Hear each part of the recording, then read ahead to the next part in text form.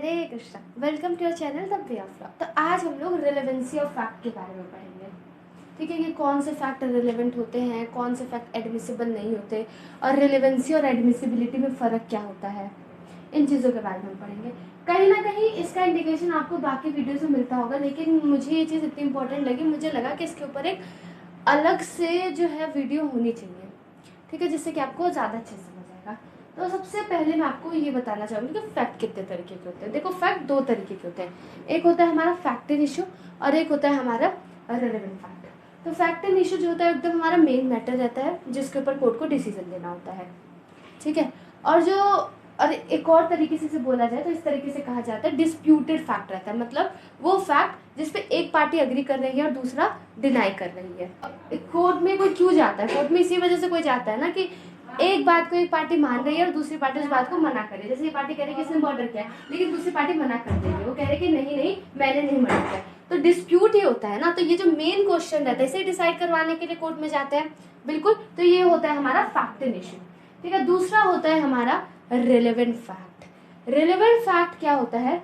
वो फैक्ट जो कि फैक्ट इन इशू तो नहीं है, लेकिन फैक्ट इन इशू को प्रूव करने में मदद करता है। अब कोई भी क्राइम होता है, मर्डर होता है, ऐसा थोड़ी है कि सिर्फ मर्डर हो गया, बहुत सारी चीजें आसपास होती है। कोई भी चीज आइसोलेशन में नहीं हो सकती।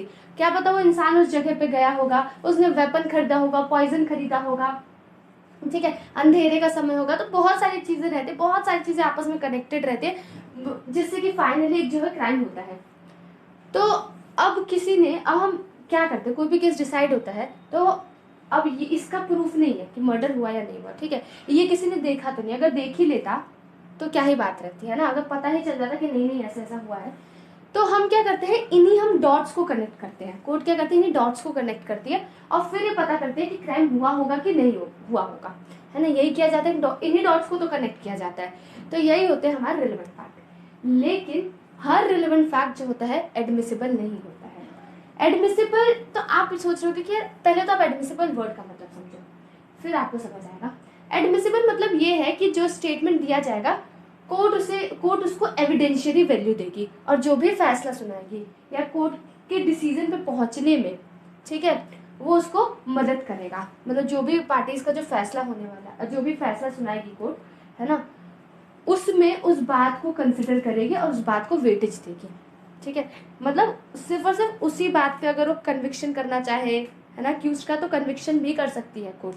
तो एडमिसिबल मतलब मामले को डिसाइड करने में, मामले को डिस्पोज करने में, मैटर को डिस्पोज करने में उस फैक्ट को कोर्ट कंसिडर करेगी, उस फैक्ट को कोर्ट जो है वेटेज देगी। तो अगर हम शॉर्ट में देखना चाहें तो हम ये कह सकते हैं कि जो फैक्ट इन इशू होता है, मतलब वो मेन मैटर रहता है। तो सिविल केस में जो इश्यूज फ्रेम होते हैं वो हो जाएगा हमारा फैक्ट इन इशू, और क्रिमिनल केसेस में जो चार्जेस रहते हैं। अब रिलेवेंट फैक्ट की बात करें तो दो तरीके के होता है रिलेवेंट फैक्ट। एक होगा लॉजिकली रिलेवेंट, एक होता है लीगली रिलेवेंट।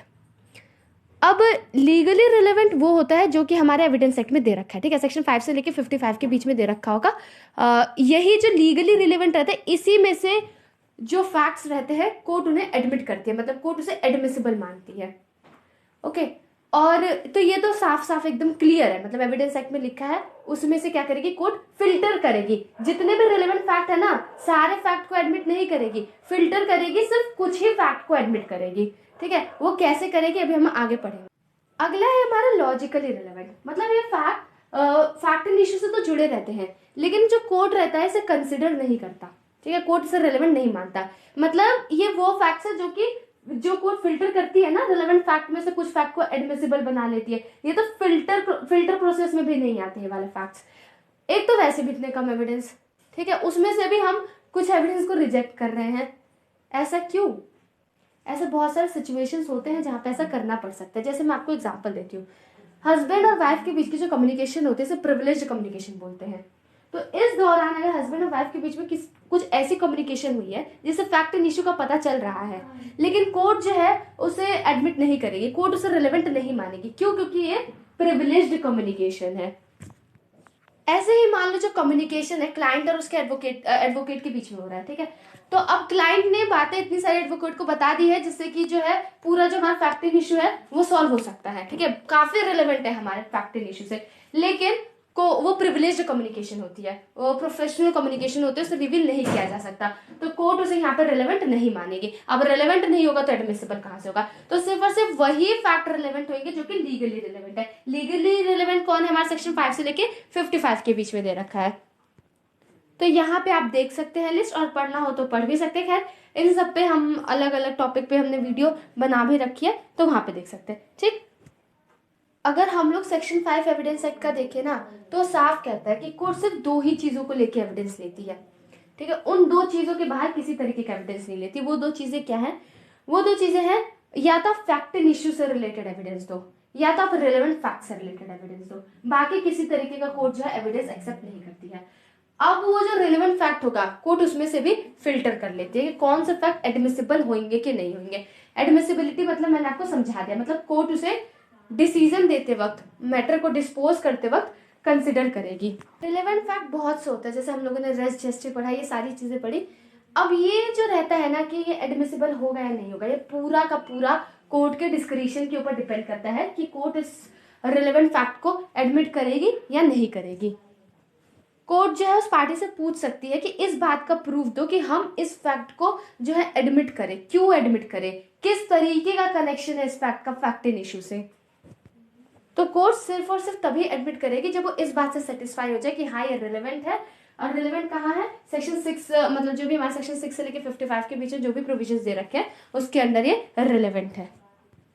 तो कहने का मतलब ये है कि जो रिलेवेंसी होती है वो एक जीनस है और एडमिसिबिलिटी उसकी स्पीशी है।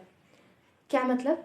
मतलब रिलेवेंसी एक ओशियन है पूरा, ठीक है, मतलब बहुत कुछ है, बहुत कुछ है उसके अंदर, लेकिन सिर्फ कुछ ही चीजें जो है उसमें से हम फिल्टर करते हैं और कोर्ट उसे एडमिट करती है। तो कहने का मतलब यह है कि सारे फैक्ट्स, जितने भी फैक्ट्स एडमिसिबल हैं वो रिलेवेंट होंगे, लेकिन हर रिलेवेंट फैक्ट एडमिसिबल नहीं होता है। So Hare Krishna, thank you for watching this video. If there's any doubt, you can definitely mention in the comment box. Hare Krishna.